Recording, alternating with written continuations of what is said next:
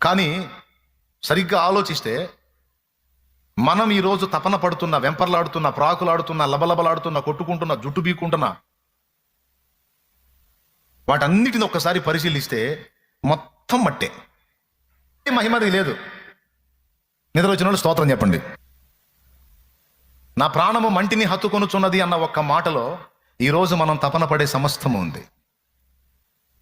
నువ్వు ఏదన్నా చెప్పు, ఆఖరికి నువ్వు కలిగి ఉన్న బంధాలు, అనుబంధాల విషయంలో కూడా అది మట్టే. దేహము మట్టే, దేహానికి కావలసిన సమస్తము మట్టే. ఆఖరికి దేహం అయిపోతుంది కూడా మట్టే. దేహ సంబంధమైన అనుబంధాలు, రుణబంధాలు, మమకారాలు కూడా మట్టే. ధనం మట్టే, వెండి బంగారం మట్టే, వస్త్రాలు మట్టే, సుగంధ ద్రవ్యాలు మట్టే. కాదని చెప్పే దమ్ము నీకుందా? సెలు రేపే సుందర దేహం మట్టి బొమ్మవో చెల్లెమ్మ, కోరేదేదైనా అది మట్టిలోనే పుట్టిందమ్మా. ఇంటి బంగారు వెలగల వస్త్రం, పరిమళ పుష్ప సుగంధములు. నువ్వు కట్టుకున్న వస్త్రాలు వాస్తవం చెప్పు, ఎక్కడి నుంచి వచ్చినాయి ఆ ఉత్పత్తులన్నీ? ఎక్కడి నుంచి వచ్చినాయి ఆ ఉత్పత్తులన్నీ?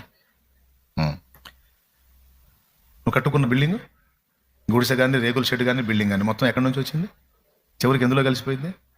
ఈరోజు నువ్వు కలిగి ఉన్న అందమైన నీ దేహం, సుందరమైన నీ దేహం, ఆరోగ్యవంతమైన నీ దేహం కదా. వేదాంత దూరంలో మాట్లాడుతున్నారా, వాస్తవంగా ఆలోచించే మాట్లాడుతున్నారా? కొంతమంది కలిపి కొడతారా, అంతేగా అంతా మట్టాగా. కొద్దిగా ఆలోచిస్తారని నేను దాన్ని విభజిస్తున్నా. ఆఖరికి నువ్వు కలిగి ఉన్న భార్యాభర్తల అనుబంధము, నా భర్త అని నువ్వు అన్నది ఒక మట్టి బొమ్మనే, నా భార్య అన్నది కూడా ఒక మట్టి బొమ్మనే. జీవాత్మ ఉన్నంత వరకే నీ భర్త. ఆ జీవాత్మ వెళ్ళిపోయిందంటే ఇక ఆ బొమ్మ ఎంత పిలిచినా పలకదు, నువ్వు ఎంత ఏడ్చినా నీకు స్పందించదు. మళ్ళీ నీ భర్తే నువ్వు గిజగిజ తన్నుకున్నా సరే స్పందన ఉండదు, ఊహ కూడా ఉండదు నీకు. అసలు ఊహలో కూడా అనుకోవు నువ్వు. ఇలాంటి పరిస్థితి ఒకటి వచ్చింది, ఇలాంటి సన్నివేశం నేను ఎదుర్కోవాల్సి వచ్చింది, ఇలాంటిది ఒకటి చూడాల్సి వచ్చింది, నేను ఊహలో కూడా అనుకోవు. అలాంటి ఊహ ఎప్పుడన్నా పొరపాటున వస్తే అమ్మో గుండె జల్లు అంటది, నీకు చాలా టెన్షన్ వచ్చింది.